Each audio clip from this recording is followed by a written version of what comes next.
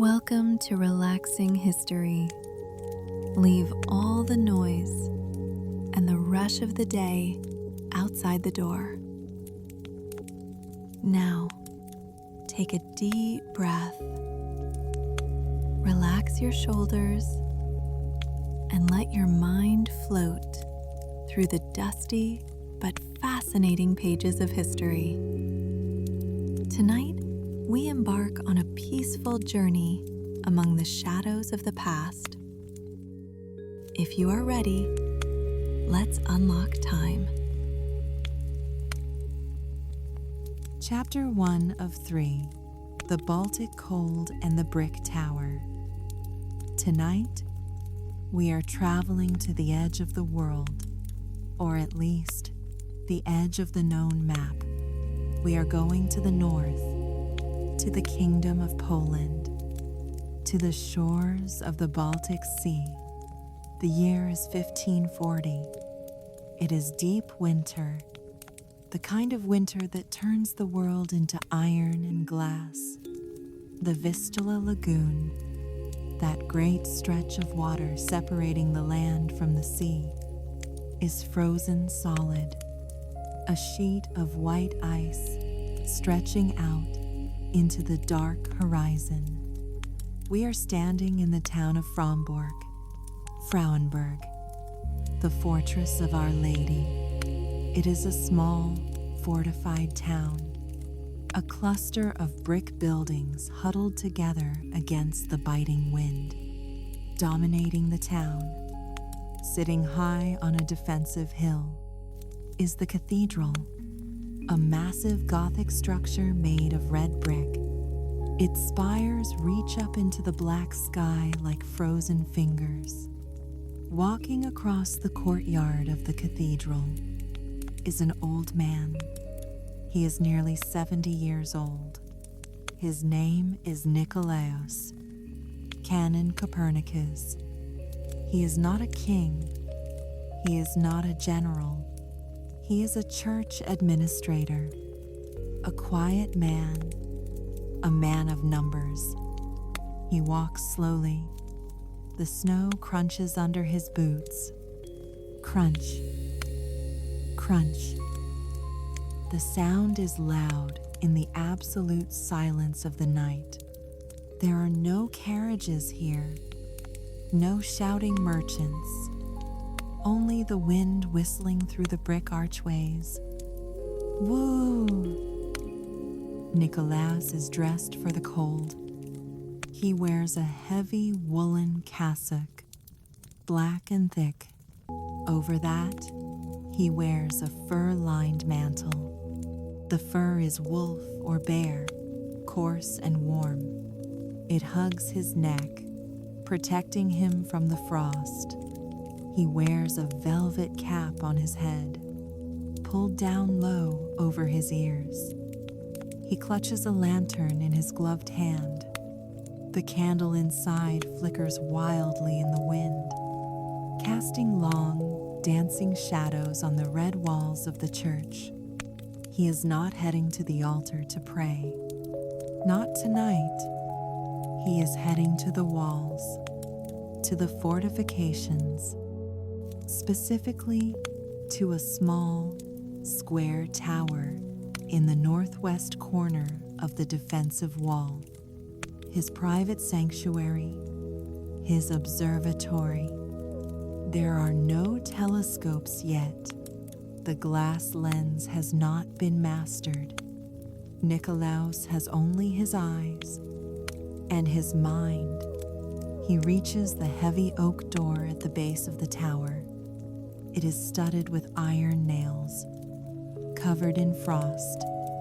He fumbles for his key, a large, heavy iron key. His fingers are stiff with cold, but he knows the shape of the lock by heart. Clank. Scrape. The key turns. The mechanism is stiff. It groans as it opens. He pushes the door. Creak. He steps inside. The air inside the tower is still, but it is not warm. The brick walls radiate the cold of the winter. It smells of old stone, of dust, and of dried herbs hanging from the rafters. He begins to climb. The stairs are narrow, winding upwards in a tight spiral. Step, step. He moves carefully, one hand on the central pillar of brick, the other holding the lantern high. The light illuminates the rough texture of the bricks, each one made by hand, each one distinct. He climbs past the first floor, where his books are kept. He climbs past the second floor, where his simple bed is waiting. But he does not stop. He continues up, to the very top, to the pavimentum, the observation deck. He pushes open the trap door at the top of the stairs. Thump! A blast of icy air hits his face. It wakes him up instantly. He steps out onto the flat roof of the tower. He is now standing above the world. Below him, the town is asleep. Not a single light burns in the windows of the houses. The only light comes from the snow reflecting the stars. And above him, the heavens are open. The sky is a dome of crystal blackness. Without the lights of a modern city, the stars are overwhelming, thousands of them. Thick clusters of diamonds scattered across a velvet cloth. They are so bright they almost hurt the eyes.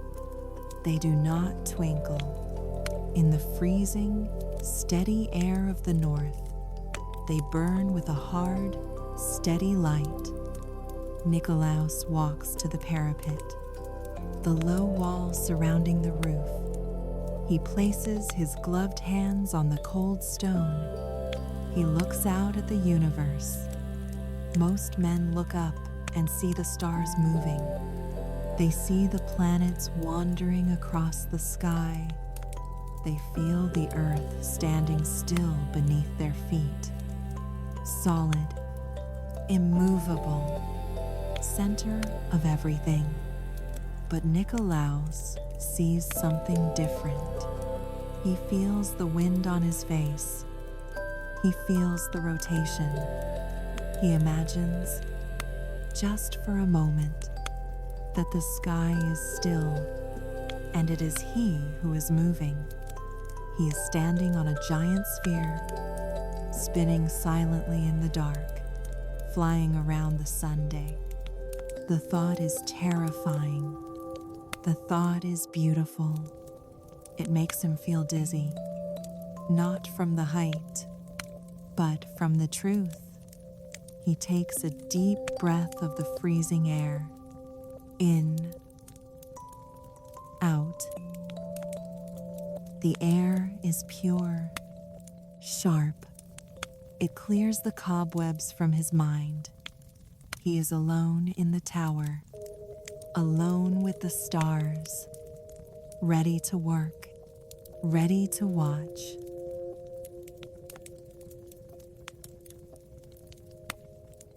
Chapter 2 of 3, The Wooden Ruler and the Silent Spin.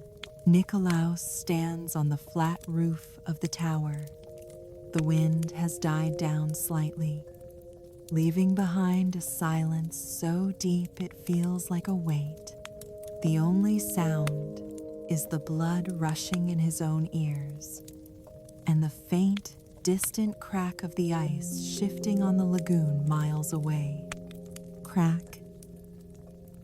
A sound that reminds him of the immense power of the cold.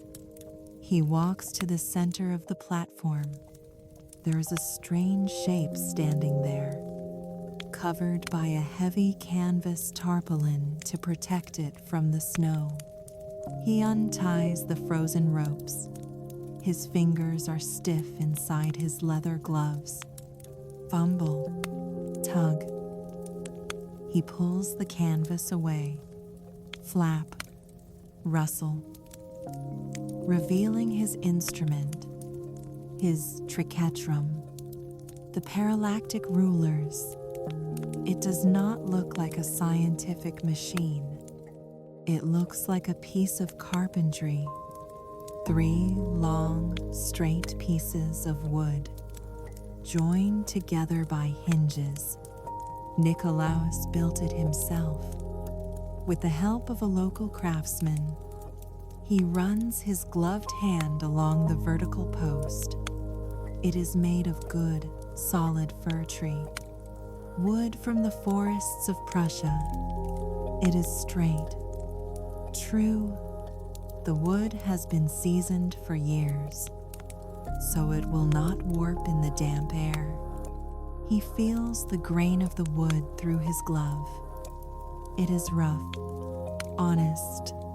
He steps closer. On the long, sloping arm of the instrument is less than #0. 5# is greater than there are markings. Tiny lines carved into the wood with a sharp knife and filled with black ink. Numbers, degrees, minutes. In the dim starlight, they are almost invisible. Nicolaus has to lean in close. His breath creates a cloud of white steam that momentarily obscures the ruler. He waves the steam away. He knows these markings by heart. He knows every scratch, every imperfection in the wood. He begins the setup. He adjusts the vertical arm, making sure it is perfectly plumb. He checks the lead weight, hanging on a string at the bottom. The plumb line. The lead weight swings gently in the breeze. Left, right, left, right. He watches it hypnotically, waiting for it to stop, waiting for gravity to point the way down. Finally, it hangs still, pointing directly to the center of the earth. The instrument is ready. Now begins the work of the astronomer, which is not calculating. It is waiting. Nicolaus is hunting a specific star tonight. Spica, the Virgin Spike, a bright blue-white star. He knows it is coming. He knows the schedule of the heavens better than he knows the schedule of the cathedral. He positions himself behind the sighting vane. He has to crouch slightly. His old knees protest, creak, but he ignores the discomfort. He places his eye next to the upper peephole. There is no glass lens, no magnification. There is just a hole in a piece of metal attached to the wood. He looks through it, into the black void. He waits.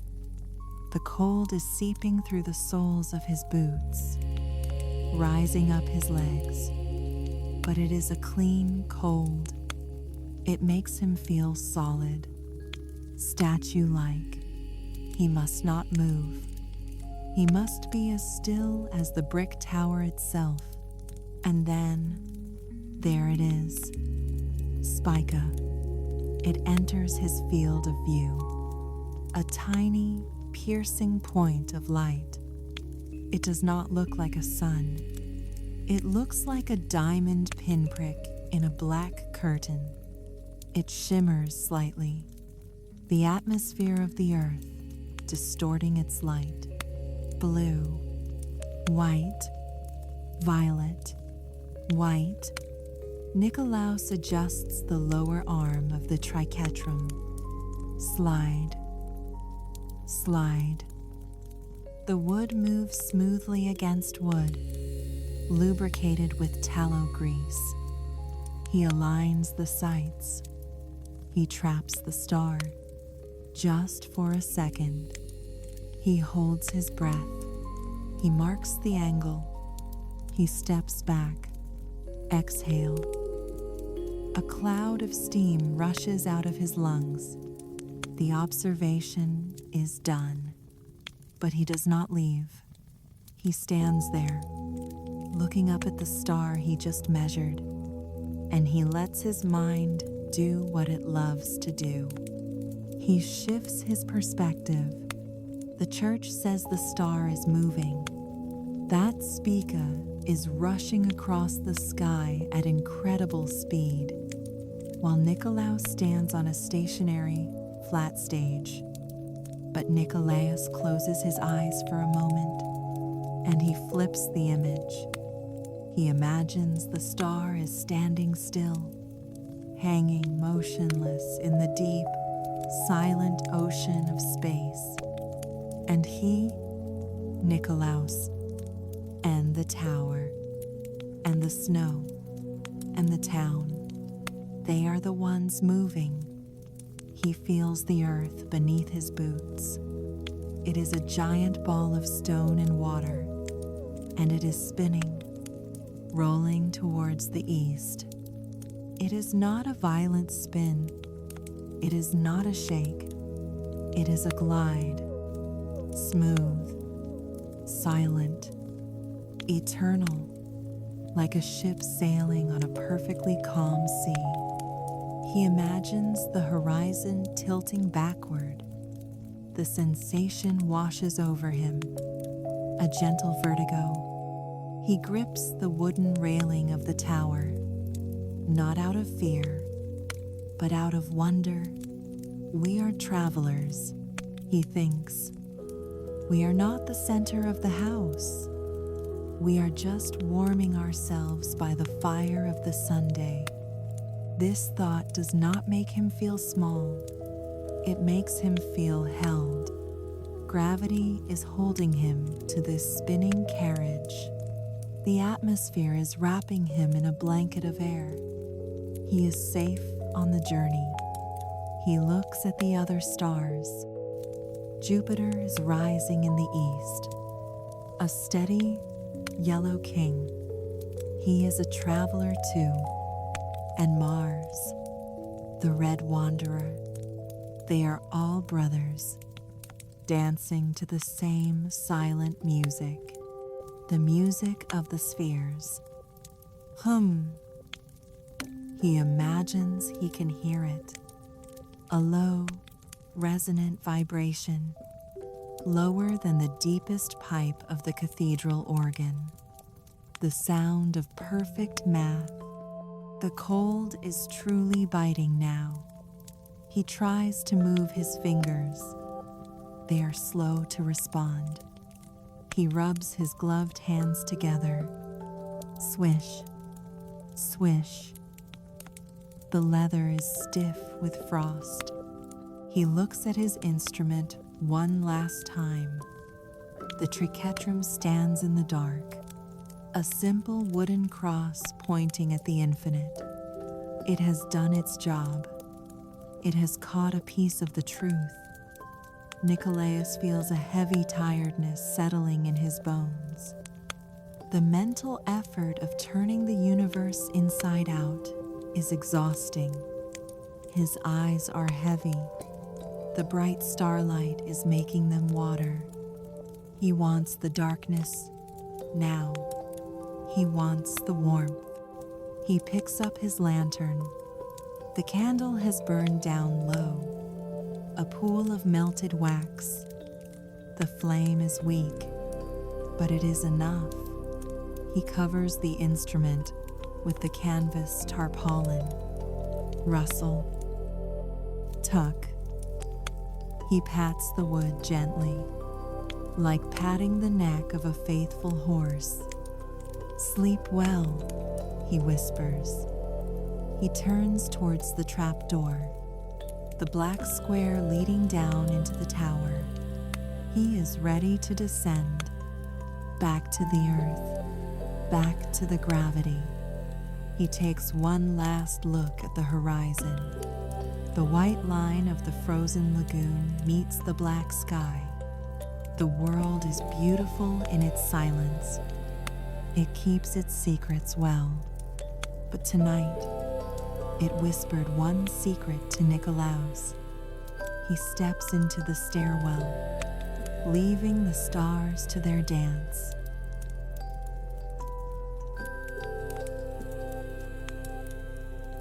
Chapter 3 of 3: The Ink, the Green Stove, and the Solar Lullaby.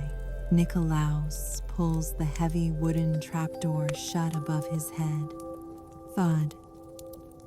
The sound echoes in the stairwell. Thud, thud.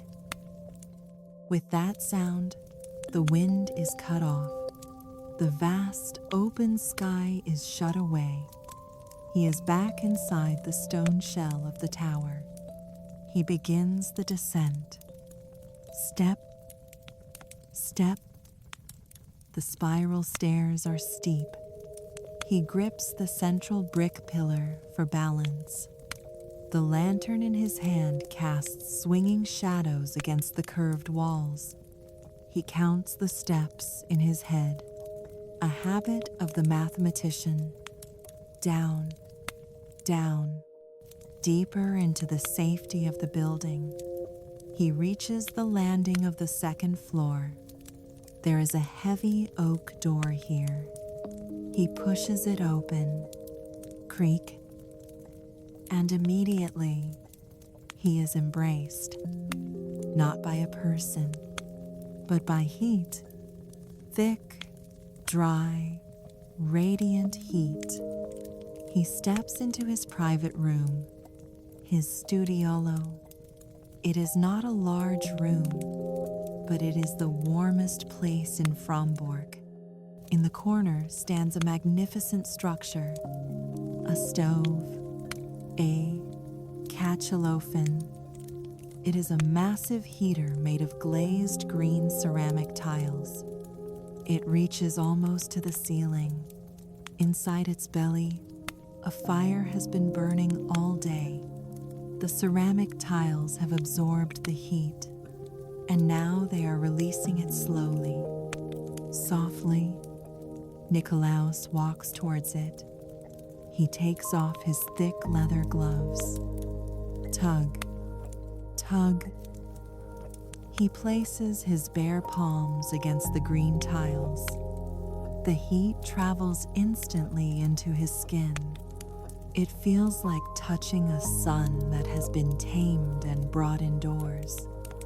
Oh. The shivering in his shoulders stops. The ice in his beard begins to melt, turning into tiny droplets of water. He turns his back to the stove, letting the warmth soak into his heavy fur coat. He looks around his sanctuary. This is where the real work happens. Not on the roof, but here. The room is filled with books. Heavy, leather-bound volumes stacked on tables. Ptolemy, Euclid, Regiomontanus. The smell of the room is intoxicating to him. It smells of old paper, which is made from cotton rags in this time. A sweet, dusty smell. It smells of beeswax candles and the sharp, metallic tang of ink. He walks to his desk. It is a messy surface, covered in scraps of paper, compasses, rulers, and in the center sits the book, his life's work, De Revolutionibus Orbium Coelestium. It is a stack of handwritten pages, thick, dense. He has been working on it for 30 years. He reaches out and touches the top page. The paper is rough and textured. He traces the ink with his finger. He sees the diagram he drew yesterday. A circle in the middle labeled Sol. sun, and around it, the other circles: Terra, Earth, Venus, Mars. He does not read it tonight. He does not correct it. He just feels the weight of it. The world thinks the earth is static, fixed, heavy. But inside this stack of paper, the earth is flying. It is a secret he keeps in this room, a secret he shares only with the silence. He sighs, a long, satisfied exhale. It is time to rest. The body is tired, even if the mind is still spinning. He begins to undress. He unclasps the heavy fur-lined mantle. The weight slides off his shoulders. Swoosh. Thud. He hangs it on a peg. He takes off his black cassock. He removes his boots. Pull. Grunt. Clunk. His feet are free. He rubs them against the warm wooden floorboards. He walks to his bed. It is a traditional box bed, raised high off the floor to avoid drafts. Enclosed on 3 sides by wood paneling, it looks like a small room within the room, a cave within a cave. He climbs up the small step. The mattress is stuffed with straw and wool. It crunches softly as he settles onto it. Rustle, crunch. It is firm, supportive. He pulls the covers up, a huge, billowing duvet, stuffed with goose feathers. It is incredibly light, yet incredibly warm. It settles over him like a cloud. He sinks into the pillows. He reaches out to the small table by his bed. There is a single candle burning there. He wets his fingers and pinches the wick. Hiss. The light dies. The room plunges into darkness, but it is not a scary darkness. It is the warm, glowing darkness of the stove's heat. Nicolaus lies on his back, his hands folded on his chest. The room is silent. The wind outside is just a distant memory. He closes his eyes, and he begins his nightly ritual.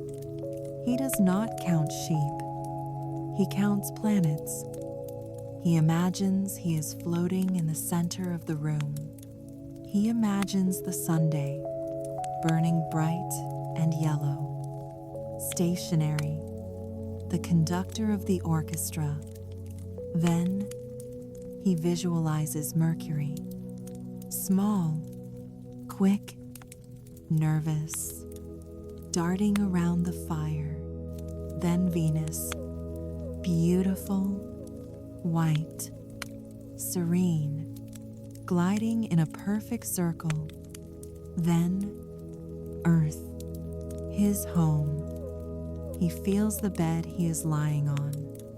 He imagines it lifting off the floor, joining the dance. He feels the gentle rotation, rolling towards the sunrise. It is a rocking motion. Rock, roll, rock, roll. Then Mars, the red warrior, plodding along in his wider circle. Then Jupiter, the giant, moving with majesty, slow and steady. And finally Saturn, the old man, walking the edge of the darkness, taking 30 years to finish one journey. Nicolaus watches them in his mind. They are not grinding gears. They are floating spheres. They make no noise. They just spin and spin and spin. The visualization becomes a feeling. He is no longer holding on to the world. He is letting the world carry him. He is a passenger on a blue ship, sailing through the night. The heat from the green stove wraps around him. The smell of the ink fades away. The circles in his mind grow slower and slower. Mercury stops. Venus stops. The earth slows to a gentle drift. He is safe. The math is correct. The universe is in order. And the astronomer is at rest, drifting, orbiting, sleeping.